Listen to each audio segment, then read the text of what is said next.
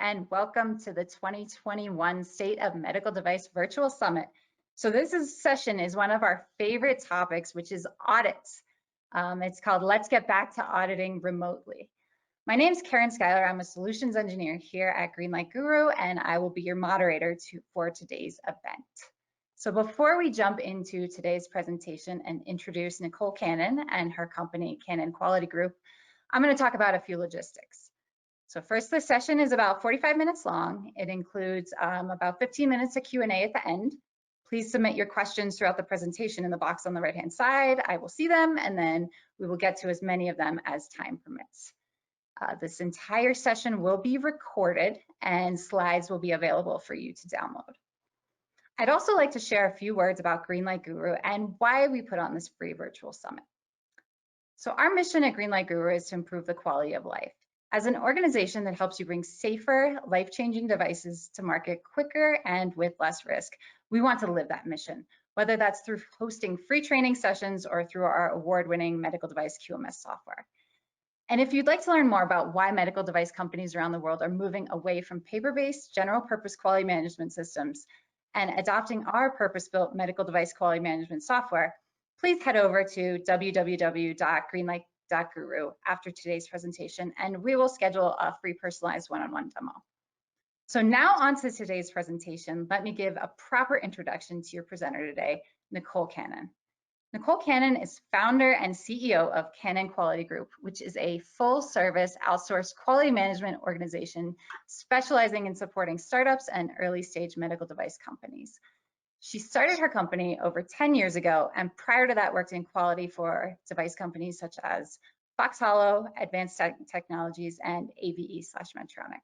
She holds a degree in mechanical engineering from Cal Poly State University. So with that, let's get started, and I will hand it over to your presenter today, Nicolle Cannon. Thanks, Kennedy. I'm running a little bit behind today. It's kind of funny. I don't know how all of you are handling this new world we're in, but one of the things that I've started doing is walking my dog a little bit more, which you would think wasn't going to be a big deal. I've had my dog. It's not a COVID dog, but she is not a fan of walking. And this morning, I actually had to hurry her along a little bit so that I could make it here and not to my home office. And she was not having it. So I'm happy to be here. I'm happy I made it on time. I'm happy Kenny and I got a chance to chat before we got to meet with all of you.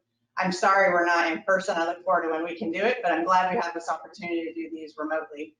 And we're going to talk about audits. So let's talk about the beginning of 2020. I came into 2020, I talked to a lot of my colleagues.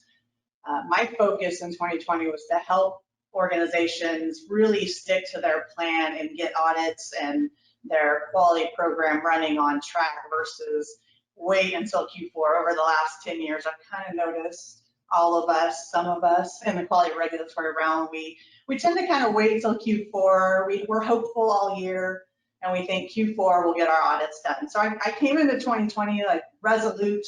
We're gonna have our audits on track. We're gonna put a plan in place. Let's do this. I was thinking I'm gonna handle this. That's my resolution. And I went into the year, and by February, I had my plans and my schedules rolling. My Q1 internal audits were underway. I was helping organizations get on track. We had our notified body audit scheduled. I was feeling good. People were feeling good. The clients were feeling good. And then March came. And as we all know, I think we all took a pause. A lot of our organizations stopped.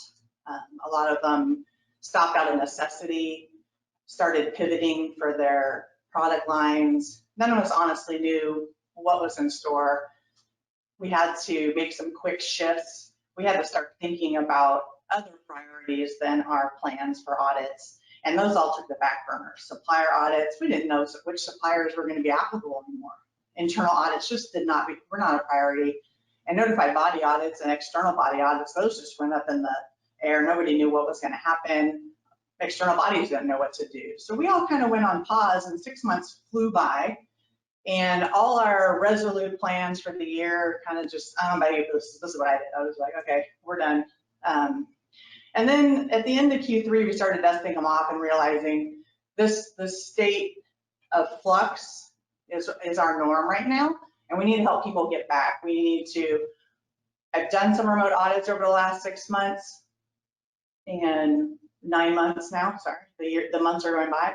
And I've learned some things, and our organization has learned some things, and I'm seeing people hesitant. And what I wanted to do today was talk about how we can get back on track, how we can help organizations get running their internal audit programs, get running their supplier programs, get comfortable and ready for those external bodies. Some of you have had them already. They're certainly comfortable in coming back to it. And so as we proceed and get businesses back to some sort of stable, I know we still have a lot of flux going on. A lot of organizations are still pivoting. A lot of us are still trying to figure out how to manufacture with social distancing, different times, get supplies in on time, pivot our product lines to support EUAs, and still we need to get our maintenance programs back on track. So while we live through the chaos, today we're going to try and figure out, we're going to talk about 4 steps that I'm going to recommend to help us kind of get back on track, help our organizations feel comfortable to get into internal audits, not just us as leaders, but also our organization. So the first step that we're going to talk about is assessing. And one thing that we're going to assess, and you're going to see this next slide quite a bit during today, is we need to think about, is it an internal audit, a supplier audit, or an external body audit? All 3 of those have a different focus. There's nuggets that apply to all of them, but I want to carry that theme while we're preparing and we're assessing, make sure we're thinking about which audit we're talking about.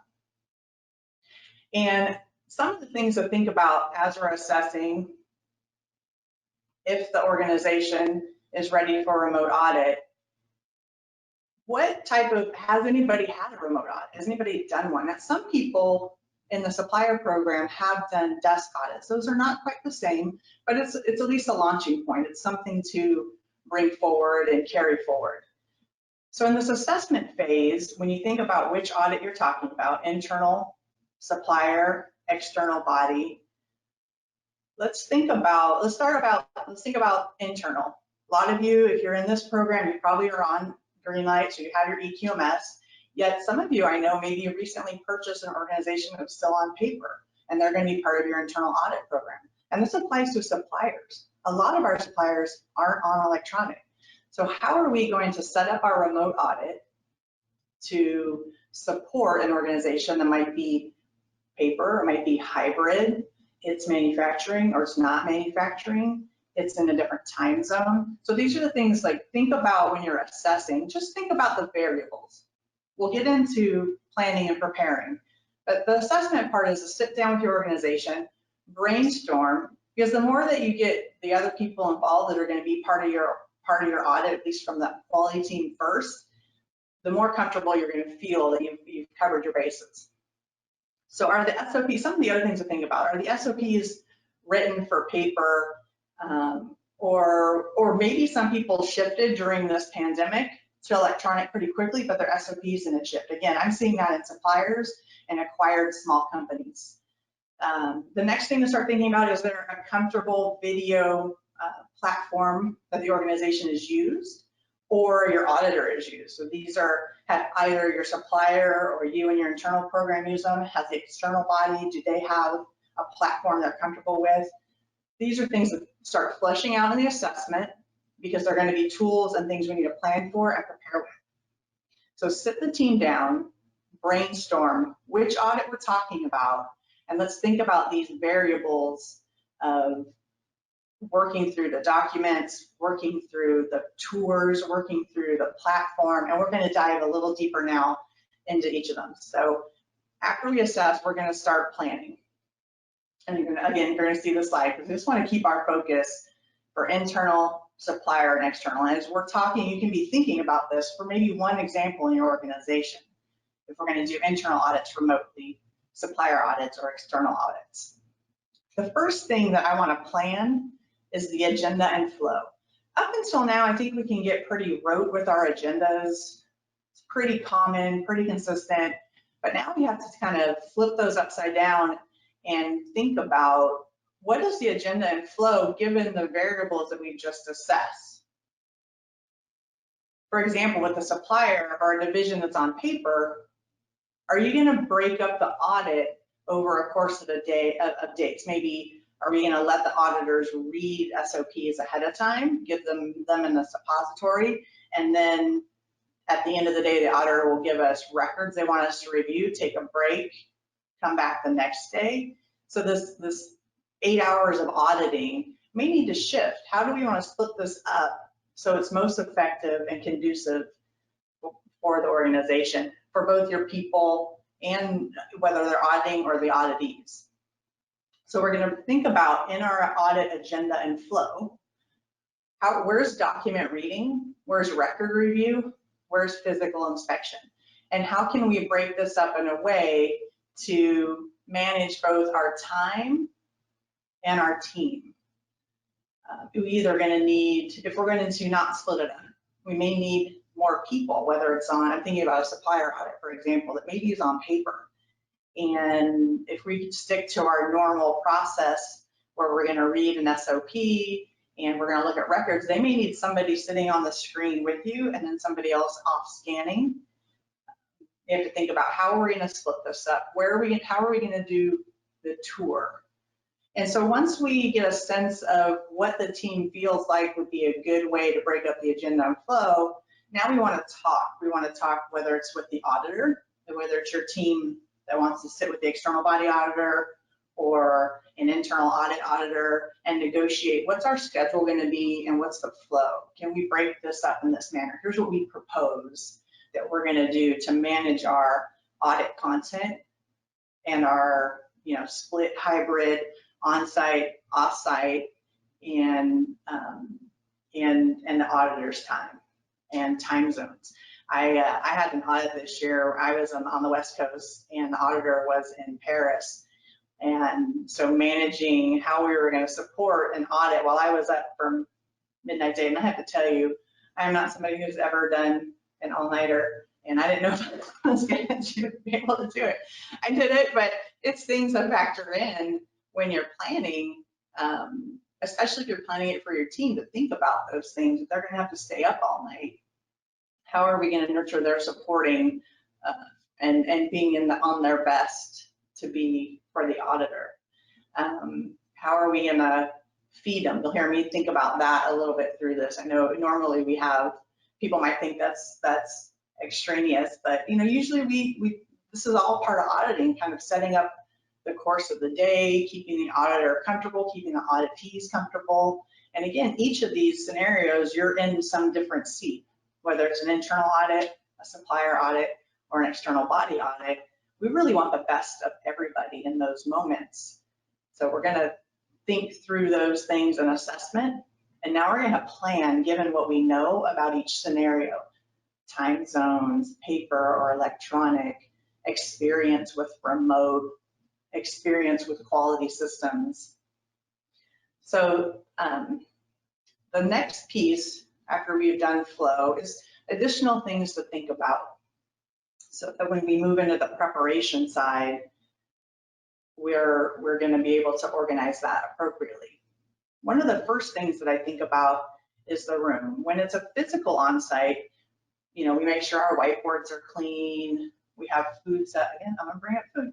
We have food set up at different times of the day to make sure that the auditor and auditee stay nourished. And then most of you, I'm sure, auditors are just going to want to plow through. Nobody wants to stop for food. So I think we're going to have to think about these things and caretake. Maybe we get it delivered to them.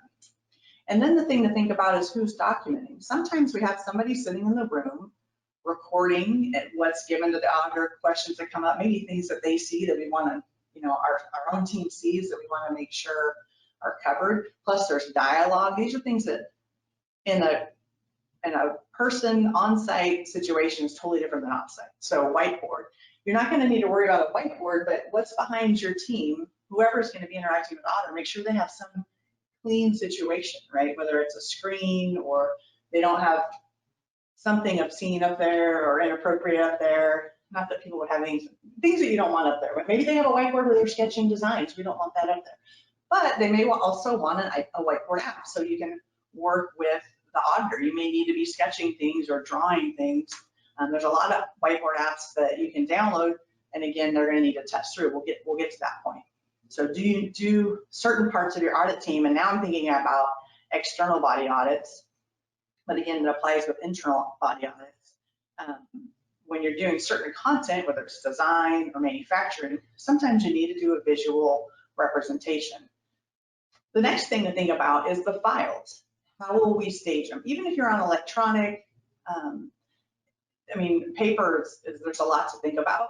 Electronic still, where are we going to be negotiating? Is it all in our electronic management system? Are we in a hybrid system? Is everybody going to be communicating from the same place? How do we know what we shared? You know, how can we record what we shared? And then are we going to have the auditors, more importantly, are we going to give them access, or are we going to do a screen share? And then we're talking, and now we get back into time and energy. If we're doing a screen share, that's going to slow things down, so you keep it like on site. But then now we have to factor that in. Are we going to give them, like with our suppliers, some of our suppliers aren't comfortable with electronic access. Are they only going to let the auditor do a screen share?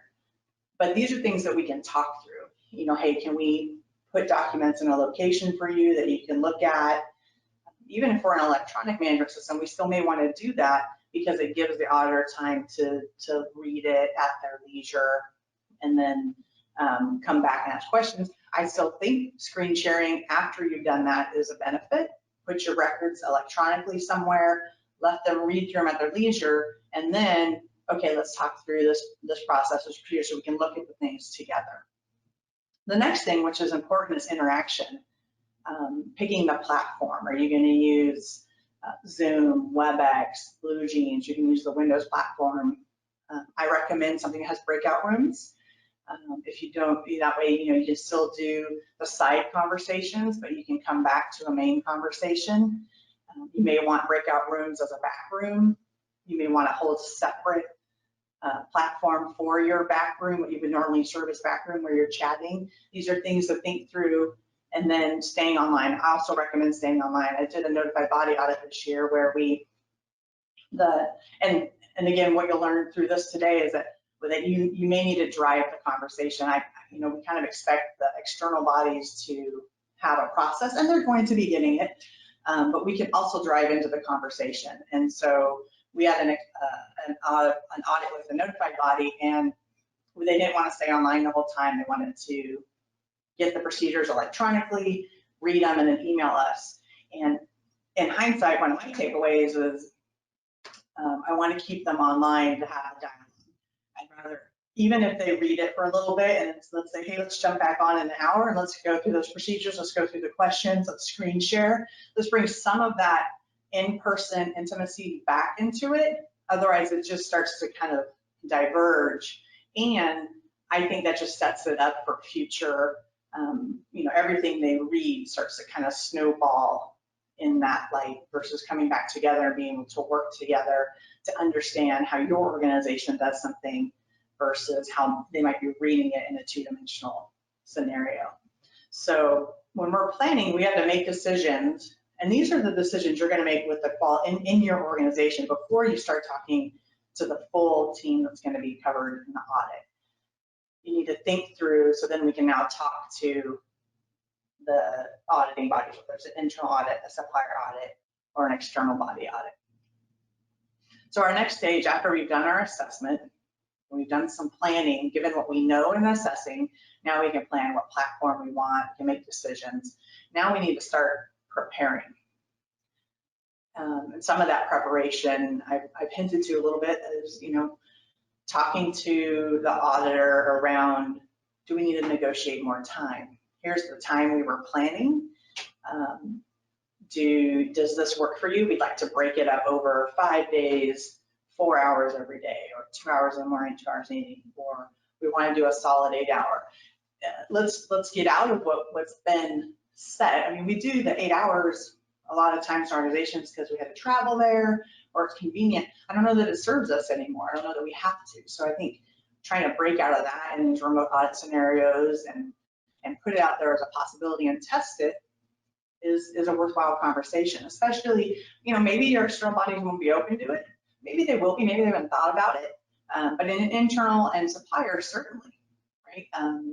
Because that way, it addresses the food thing. No, I'm just kidding. And that way we can just kind of work our way through it, not be too, sitting in a Zoom meeting for 8 hours or an online meeting for 8 hours can be a little bit over strenuous for people. And again, with an auditing situation, we want to focus the audit on the content and make sure we do as much as we can to manage the personal to minimize and not have that come into the audit. So the next things we want to do as we prepare, now that you have your plan, is to prepare the organization. We're going to sit down, we're going to figure out which parts of the organization are going to be impacted, have a meeting with them so we can talk through all the decisions we made, help them understand the remote audit approach. And we should really make sure to explain it really clearly, the differences and what you've done to now to prepare and what the plans are you're going to do to help deploy it and help them be comfortable. When you have internal teams that are going to be audited, in quality, we get really comfortable with audits, but the other people need to bring that comfort. We're going to change a lot of things for them going remotely.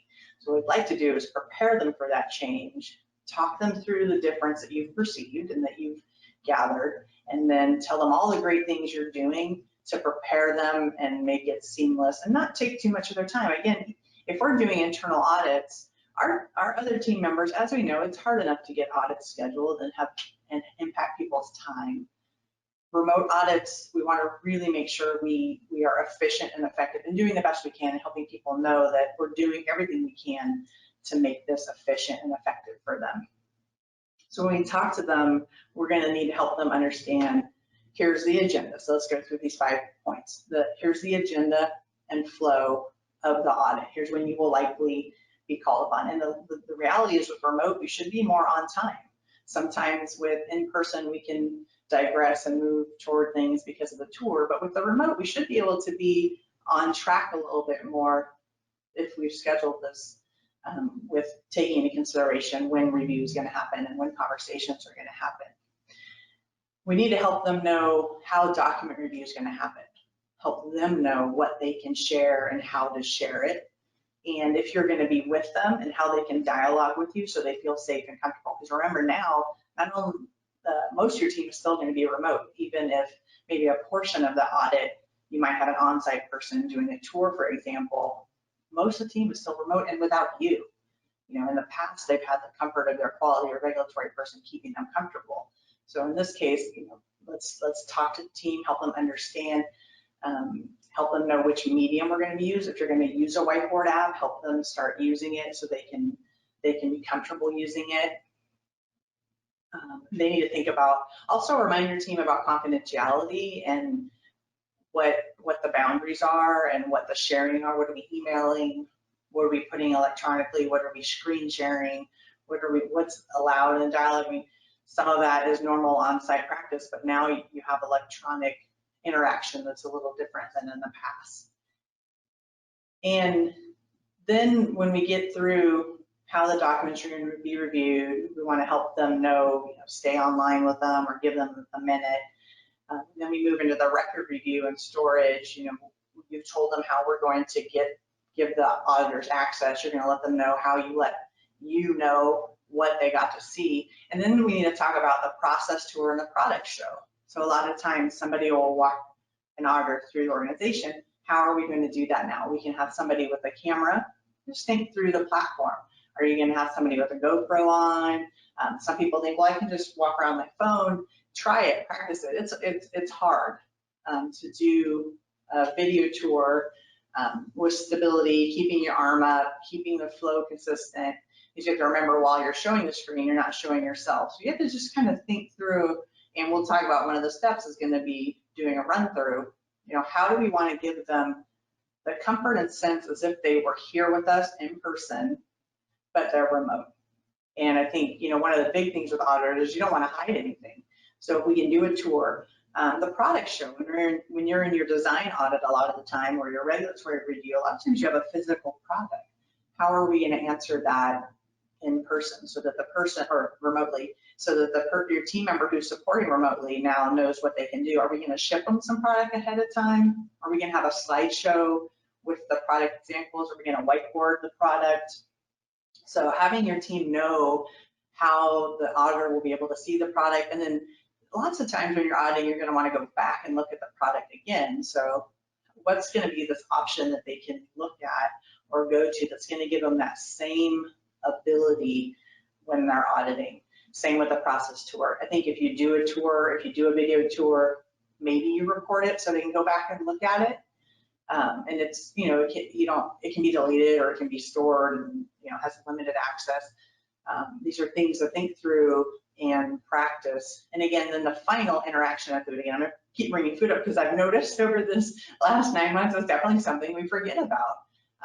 And keeping people healthy and sane, we forget because they're remote. We're not there with them every day. We're not seeing, oh wait, you need to stop, take a break, get out, stretch. Both for the team being audited as well as the auditor, we need to think about that for them. We need to plan that for them. They won't self-care, and then that's gonna degrade the quality of the audit. So interaction, helping your team know to look into the camera, help them modulate their voice. Make sure that they have a video system that's working so they're not in a dark cave and the auditor can't see them, right? We want this to be as much like in person as possible. Have them interact, have them have conversation. Let's not make it transactional. Because when we're electronic, it can move to just transactional pretty quickly. It can move to, here's your stuff, let me know what you need. We need to keep that relationship piece going so that the auditor has trust and can ask questions and things move smoother. When we're off in our own world, we create dialogue, we create assumptions. And what we want to do is try to minimize that as much as possible. So as we're wrapping into our preparation, whether we're an internal supplier or external body audit, all those things I just mentioned are going to be unique for each situation. There's, again, there's overlap, and then there's pieces that only come into play when it's an internal audit or a supplier audit or an external body audit. I think our suppliers are going to need the most help. Our suppliers have, honestly, most of them are in the most paper burdensome systems, and we're going to need to help them figure out how to manage these audits and work in technology a little bit more. Some of the bigger suppliers, sure, but a lot of organizations are still using the small suppliers. A lot of organizations, if you're a large organization that you've purchased, are using the small suppliers. So we need to help them know and plan. And so, getting on the phone with them, dialoguing the setup, dialoguing what they're comfortable with, testing it, which is my final step, is doing a test run of everything we've just talked through. Get your agenda, get your processes set up, and test run. Whether if it's an internal audit, have another department fill in or have your auditors test each other just to get the platform up, get the electronic system going, get this, the breakout rooms going, get the dialogue pieces going, really test run it, make sure that people can dial in, the tech is working. I mean, you don't want tech problems the day of the audit, just like you don't want tech problems on the day of a webinar. You want to just take that piece out. There's enough discomfort in audits. What we want to do is get rid of this discomfort. And this is new, right? Auditing isn't new, but doing it remotely while everybody's got all this stuff going on and keeping their attention is new. So work through it, do a test run, test your assessment, your plan, your preparation, and your team. Make sure that the soft skills are working, the team's communicating, and again, that you're, depending on which audit type you're doing, internal, supplier, or external, we want to just walk through each of the steps. And again, I think I'm sensitive to suppliers. Bring them in, have part of the conversation, make sure that their tech is working, and that all the pieces are comfortable and everybody can dialogue and work together.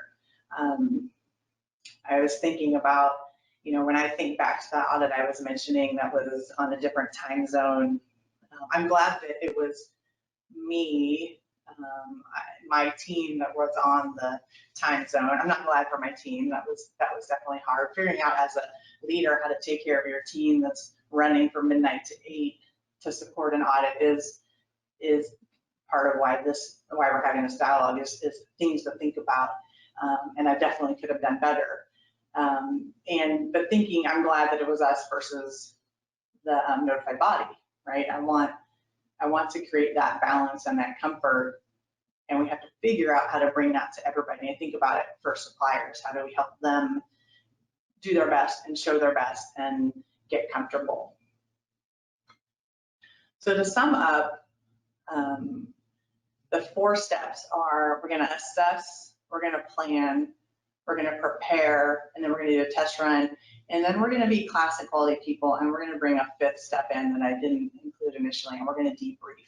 I think for the next year at least, we need to talk about lessons learned.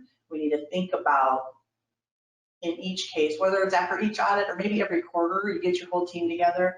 What did we learn from our remote internal supplier or external body audit? What are our 2 differences? What are our tweaks? What worked really great that everybody can learn from? And really just knowledge share that into the organization. You'll iterate faster, as we all know. I mean, I'm preaching to the choir right now. We all love to iterate and continuously improve. And I think this is a place to do it. We just have to keep trying things. We're going to fail on some aspects of it. I think these steps will help you start off on a good foot, you know, when you assess and plan, prepare, and test run. But then please, let's debrief, let's tweak and help the whole organization improve.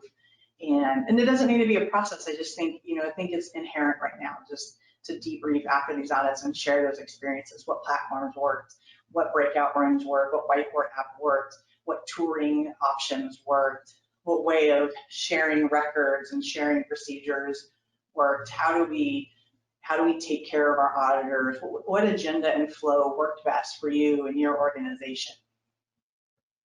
We recently did an article, 6 tips for remote auditing. You can find that on our website if you like. If you have more questions, please share your experience. This is a green lights hashtag. I'd love you to share how this information was for you. And now we're going to open it up to questions. Kennedy, I'll let you help me on that front if we have questions that people are interested in covering. All right. Can you hear me okay? I can hear you. Okay, great. So thank you so much, Nicolle, for that. I'm getting several comments about how there's a lot of tips that people are taking and saying, you know, that's really useful information. So some of the questions I'm seeing, I've seen this one a few times. How much extra time do you recommend for companies to build into audits? What are you seeing from your experience? Right now, this year, it's been double. Yeah, twice the time for the audit part. And I think that's without these steps. So I think taking these steps will help you not spend that much time, but if you try and go into it cold, we've seen just so much time spent trying to figure out how to show records. You know, that sometimes the organization will have 2 or 3 people socially distanced with masks trying to support an on-site audit remotely. So they're on-site together, and then the auditor's remote. And it's just, those are things to figure out. That takes time, right? Getting records and getting them scanned takes time.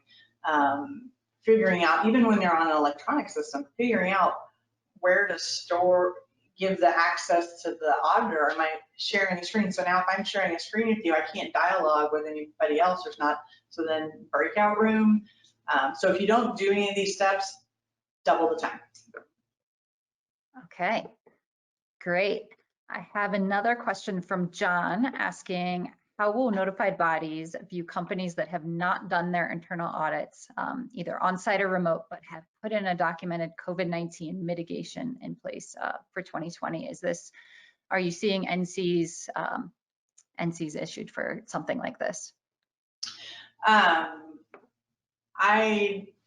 a good question, John. I haven't seen NCs because we've been doing them remotely. I haven't seen, I think their expectation is that you continue to maintain. I think putting a COVID policy, absolutely, but at some point it stops being the thing that's stopping you. So if you're putting a COVID policy in because your whole organization stopped and went on furlough, we certainly have clients like that, and nothing was moving forward, but maybe you were maintaining complaints for the stuff that was out there. And then at some point when you went back into business, it's time to start things back up and show that. So I think as long as it's reasonable, they're going to be reasonable with it, and you had a plan.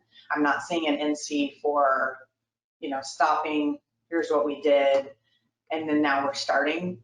I think if you stop and don't ever start, or don't have a conversation about when you're starting or what is reasonable, that would be where the notified body's not going to negotiate out of that NC. Okay, great. The next question I have is from Jim, and he is asking about what's the efficacy of remote audit versus in person. First, is it generally accepted during COVID? Are you finding, similar results and things like that? Can you speak to that? Yeah, I think it depends on what you're auditing and the content. There's definitely been a couple of, so I'll talk about some internal and supplier audits that we've done. So there's some internal audits early in COVID that we suggested, let's wait until later because we're still optimistic things are going to get back up, because we need to be on site to see those things. And it wouldn't be the right thing to do to try to say we captured a full audit. And in other times, what we did was we've done a partial audit. So here we audited all these things, but we really need to get on site to see these things. So let's schedule that in this date. And now as we approach those dates, if we still can't get on site, we need that next tip, which I think is somebody going on site with a video, which will deal with part of that. I think that's how we've started to deal with bridging that gap. So we have suppliers that we will go audit, and we have a lot of clients that need to see them, and we'll send one person in to keep everybody safe, right? So then the auditor is one person, the company has one person, and now we can bridge that gap versus having all these companies go in and putting everybody at risk. If we can minimize how many people are going in and send one person in, we can video and we can protect that video. That's how we start bridging that gap. And thinking outside the box to figure out how can we do this with what's at play now, and we don't see changing, especially, at least where I live right now, they just tightened up everything. So we're getting super creative. Because I'm with you, I think there's a point you can't close the book on an audit if you can't see everything. So you got to figure out, either pause it and say, okay, these things couldn't be addressed, we will do it in the next quarter. Because our assumption is things will get back, and then now we've learned, oh, that didn't happen, and this is what we're going to do. We're going to have somebody video, or we're going to have one person go on site and look at this. Okay, great. So I'm seeing a couple questions about money. Are you seeing notified bodies charge extra because these audits are taking longer? Or what are you seeing from kind of the more business side of things? Yeah, on the notified body audits, I haven't seen them make that adjustment yet, and I'm curious to see what they're going to do. I think right now they're living with it. I think they're hoping, like everything, we get more efficient once we do things. So I think they're getting, it's a learning curve, and they haven't started to shift and make people pay for it. I think if things don't shift as a business, they will then start asking for it, but I'm not seeing it right now. I'm seeing another group of questions around the remote platforms to conduct the audits. So have you ever seen auditors ask for verification and validation of these platforms? And is there any concern on privacy with some of these platforms, like people taking screenshots or being able to hack into these audits or something like that? Yeah, the first question, no, I haven't seen notified bodies go there. And, if this becomes a long-term solution, we'll start creating expectations on that. Right now, the notified bodies they're using their platform. So what I've seen is they will invite you to theirs. So I think they're feeling more safe in that way. For the rest of, screenshots, I don't think that's coming into the dialogue. I think, again, those are going to be long-term concerns. Right now, I think a lot of people are trying to function in, we're trying to do the best we can. We're trying not to think that these bad things are happening, like hacking. I know that, the reality is that we do need to think about them, but they aren't coming into play in the conversation just yet. Again, I think those are going to come in if this is going to be a long-term solution. But short-term, they are not entering into the dialogue. I think there's enough that they're trying to cover, especially notified bodies with the MDR shift, managing remotely. I don't think they're trying to tackle these pieces that we know will come up if this is going to be a long-term solution. But for emergencies and for right now, I think they're tabling that. It's not coming up. Okay. So the next set of questions I'm seeing are around tours. So are there best practices around conducting a tour remotely, both from a notified body side, as well as potentially if you're auditing a supplier? So from both sides, what have you seen that's worked? Yeah. I think kind of a two-part solution. I think doing some kind of GoPro, which whoever's wearing it is not going to love you for it. I mean, and unless you're an organization that can have one of those cool robots. I mean, hands down, those are pretty cool.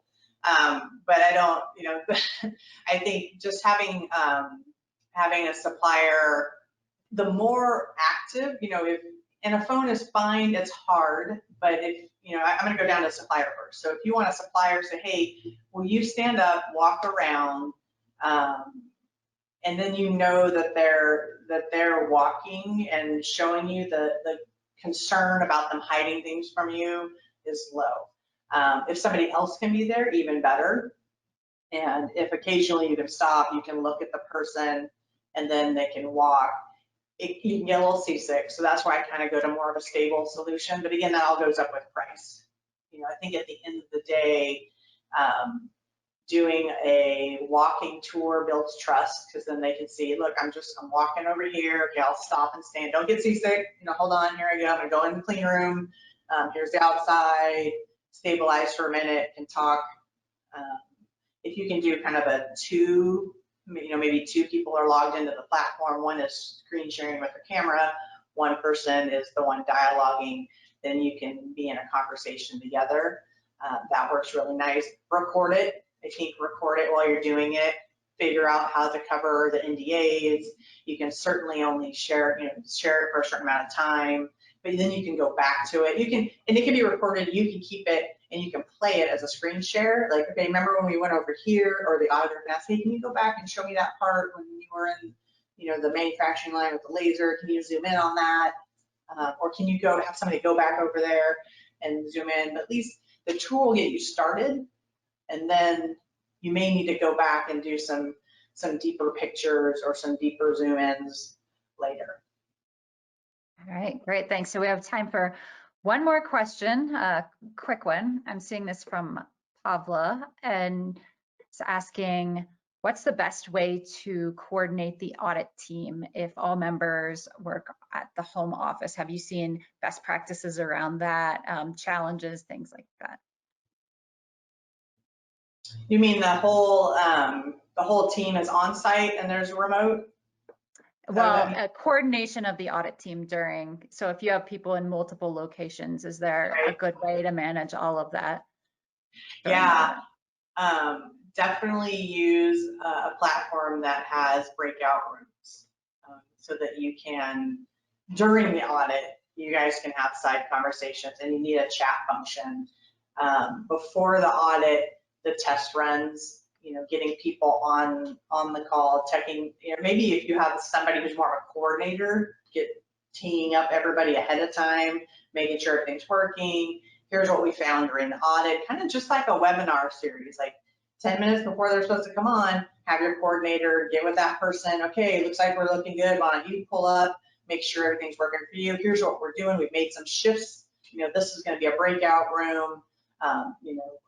Natalia is going to join you, and this is where the records are, just like we planned. Or here's what we plan and these are the shifts. So I would say use a program that has breakout rooms, coordinate to get them on the call beforehand, but even way before that, plan and discuss and who's going to have the devices, who's going to do whiteboarding.